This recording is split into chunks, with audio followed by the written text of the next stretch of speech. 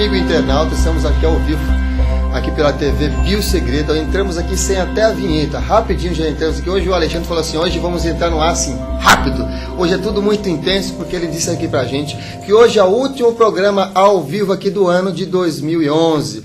Eu sou o Samuel e esse é o número 80, a edição número 80 do programa Consciência Próspera, que traz sempre convidados, pessoas para falar sobre desenvolvimento, pessoas para falar sobre diversos assuntos relacionados com espiritualidade, relacionados com finanças pessoais, relacionados com desenvolvimento intelectual, relacionado com desenvolvimento emocional, em todos os campos de desenvolvimento do desenvolvimento humano em si. E no programa de hoje a gente tem duas convidadas especiais. A primeira vai ser a Tânia Queiroz, que vai estar falando sobre educação. Ela lançou um livro chamado Educar, uma lição de amor. E teremos outra participação que é da Adriana Mesadri, cantora, que vocês devem conhecer através das trilhas sonoras aí que entrou. A gente vai bater um papo sobre isso lá pela TV Globo. Então vocês vão ter um programa recheado de ideias, de inspirações e de reflexões. Espero que vocês aproveitem. O programa é ao vivo, vocês podem participar aqui via chat, mandando suas questões, suas perguntas, suas sugestões relacionadas com os temas aqui abordados no programa Consciência Próspera. Então a gente recebe aqui no programa Consciência Próspera a Tânia Queiroz. Tudo bem, Tânia? Tudo bem, boa noite. Uma alegria estar aqui com vocês. Muito bem. A gente também fica muito contente de recebê-la para falar sobre esse tema tão importante que é educar os filhos, né, em um mundo sem valores. Como é que é isso, né? Como é que você começou, na verdade, o que é que motivou a você seguir a carreira de educação, de pedagogia, de educadora? Eu comecei como professora de história, né? Dei aula há muito tempo, depois fiz pedagogia. E comecei a trabalhar com livros para professores. Eu fui convidada para lançar uma obra de acordo com os parâmetros, isso em 96. E aí eu comecei a escrever para professores. Depois, atuando com os professores, vendo todos os seus problemas, né, na sala de aula, suas dificuldades, seus dramas, suas tramas, comecei, a convite deles mesmos, a atender jovens e escrever para os pais. A gente falando de educação, a gente sempre tem aquelas memórias de professores de nossa infância, ou professores que foram marcantes na sua vida. Você também teve professores assim marcantes na sua vida? Tive. Claro. Conta uma história pra gente de um professor marcante. Eu tive uma professora, né, de história, o nome dela era Violeta, e ela foi maravilhosa. E ela corrigia as minhas provas e dizia, olha, Tânia, guarda isso, que você um dia vai ser uma grande escritora, você escreve muito bem. Compra um computador, né, e vai guardando as suas provas. Alguns anos depois, quase 20 anos depois, todas as minhas provas eu publiquei num livro de história para professores. Então, essa professora me incentivou a ser escritora. Nossa, que história bonita aí, ó. Vibrações positivas para Violeta, que bonito, hein? Muito bom. E o tema do programa é isso, né? Educar, uma lição de amor. E como é que os pais podem manter o controle emocional diante de tantas situações difíceis aí relacionado com rebeldia, indisciplina, as drogas, a sexualidade? Como é que os pais podem manter um equilíbrio emocional nessa época em que a gente está vivendo com tantas situações desafiantes? Parece que de repente, sem que ninguém percebesse, educar ficou muito difícil. Os pais, com certeza, hoje vivem um grande desafio de educar essa geração. Para nós conseguirmos driblar essa situação difícil, a primeira coisa é entender como está funcionando este jovem hoje. Né? No primeiro momento, ter clareza que o jovem de hoje é diferente do jovem que nós fomos um dia. Então, os jovens hoje estão com o cérebro acelerado, eles sofrem de fuga de ideias, tudo isso provocado pelas tecnologias. Eles não têm culpa.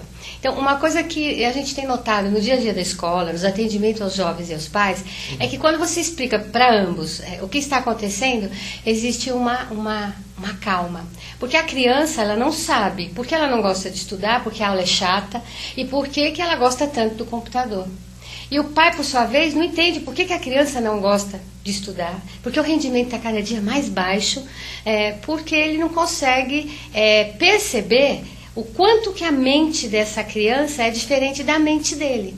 Né? Então, hoje a criança ela sofre de hiperatividade, falta de atenção, falta de foco, cai o interesse pela aula. Por quê? Porque o mundo das mídias é um mundo fantástico, é um mundo movimentado, é um mundo colorido. Rápido. Então, quando a mãe, né, chega para o filho e diz assim, olha, filho, eu sei que estudar história, geografia, fazer cálculo de matemática, não é uma coisa tão agradável quanto ir para um Facebook, um MSN, um Orkut, né?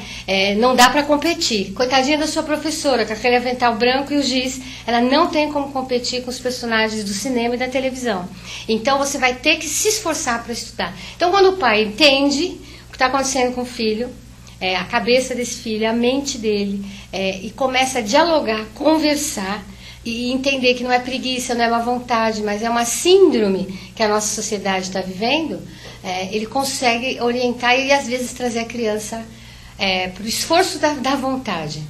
E é bem interessante, né, que com tantos recursos e com tantas coisas tão rápidas na movimentação que a gente tem na nossa sociedade atual, ainda nós temos encontrado diversas crianças ainda que têm diversas dificuldades de relacionamento, dificuldade com a autoestima, com a autoconfiança, e às vezes é difícil lidar com esse processo. Os pais ou os professores, como que você recomendaria para as crianças terem uma maior propensão de aumentar a sua autoestima, de aumentar a sua autoconfiança, em se desenvolver nesse mundo que às vezes de mudança muito, muito rápida, muito abrupta? Samuel, as crianças de hoje, elas são completamente diferentes das crianças de antes. As crianças de antes acatavam ordens, regras, era uma educação rígida, né? Extremamente autoritária. A criança de hoje, ela respeita o adulto não pela sua idade, mas pela sua sabedoria, né? Então, o que as crianças hoje esperam são pais, adultos, sábios e maduros. Só que nem sempre nós, pais, somos maduros. Nós ainda brigamos, nós xingamos. A nossa resposta é muito emocional.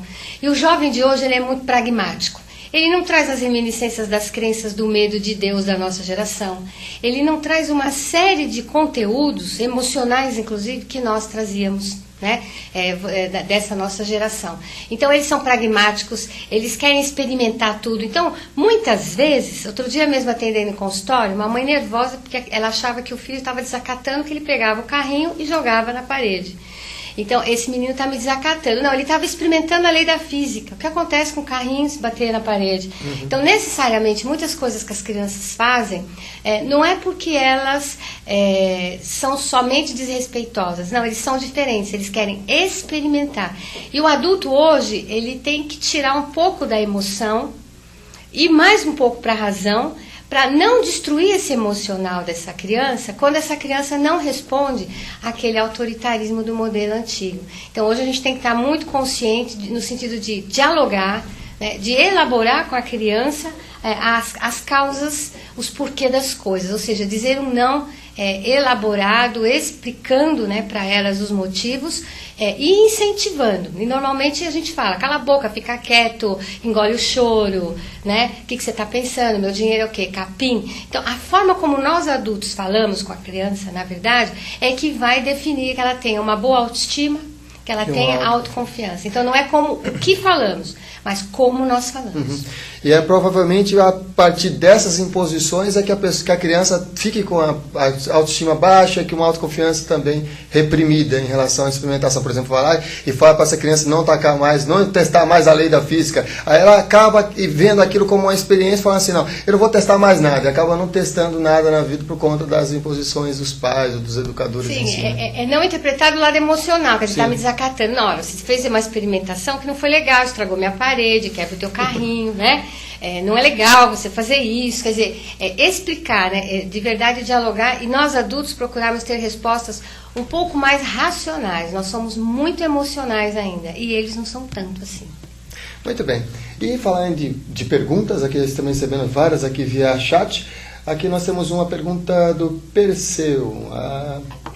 Olha aqui, o Perseu fala: Samuel, eu entrei para deixar um abraço para ti e para o pessoal do Viu Segredo. Ai, Perseu, obrigado, gratidão. E está dizendo aqui para falar para o Darcio também voltar com os programas aqui na TV. Olha aí, Darcio, um recadinho para você. Obrigado, PC, pela participação, viu? O Sandro está falando assim: boa noite, Samuel, por favor, pergunte quanto hoje em dia custa financeiramente para uma criança seus estudos básicos no Brasil. Grato, Sandro. Olha, os custos com uma criança da pré-escola até a faculdade são caríssimos, né? Obviamente que vai variar do nível da escola, classe A, B ou C.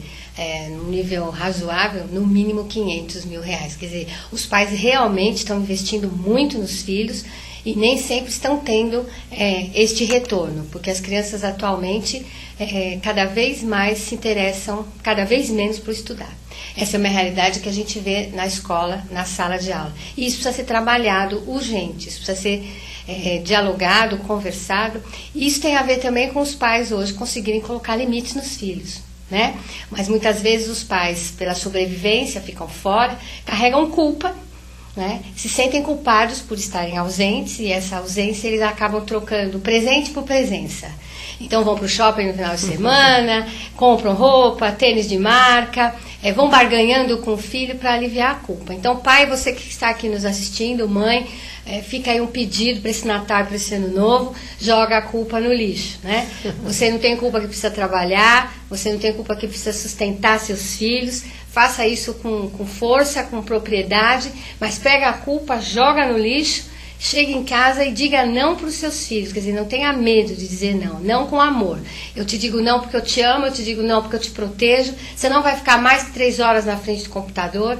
Eu sei que o computador é maravilhoso, mas você tem que ler história, você tem que fazer os cálculos de matemática, né? Então, pai e mãe aí que estão nos assistindo, coloque limites nos seus filhos e, por favor, elimine a culpa no lixo. A culpa impede muitos pais de colocarem limites nos filhos e garantirem qualidade de vida e que eles se organizem. A criança precisa de um adulto orientando, estimulando, supervisionando e limitando. Muito bem. Isso aí, já fica aí uma dica, afinal de contas, muitas das coisas que é comprada ficam lá nas caixas durante outro período de tempo e não são utilizadas. A gente vai para um rápido intervalo e voltamos já já ao vivo aqui com o programa Consciência Próspera. Fique com a gente, hein?